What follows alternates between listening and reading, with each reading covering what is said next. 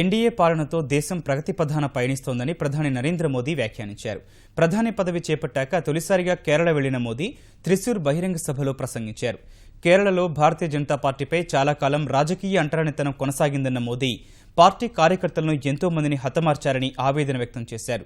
కేరళలో ఉన్న రెండు కూటములకు ప్రత్యామ్నాయంగా భాజపా మూడో శక్తిగా ఎదిగి వచ్చే ఏడాది జరిగే అసెంబ్లీ ఎన్నికల్లో విజయఢంకా మోగించడం ద్వారా రాష్ట్ర భాగ్యరేఖను మారుస్తుందని మోదీ వ్యాఖ్యానించారు.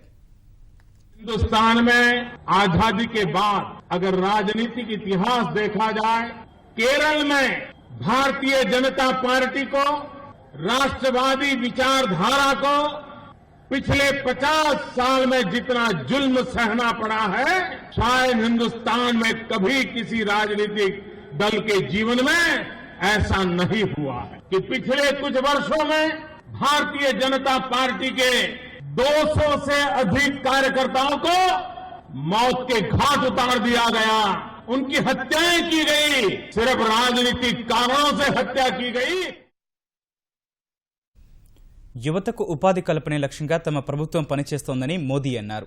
దేశంలో విదేశీ ప్రత్యక్ష పెట్టుబడులు పెరుగుతున్నాయని, పారిశ్రామిక ఉత్పత్తి వృద్ధిబాటలో పయనిస్తోందని తెలిపారు.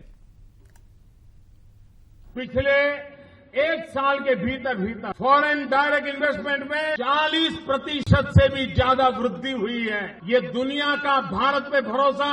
इंडेक्स ऑफ इंडस्ट्रियल प्रोडक्शन 2014 के अक्टूबर महीने के समय भारत का इंडेक्स ऑफ इंडस्ट्रियल प्रोडक्शन -2.7% था.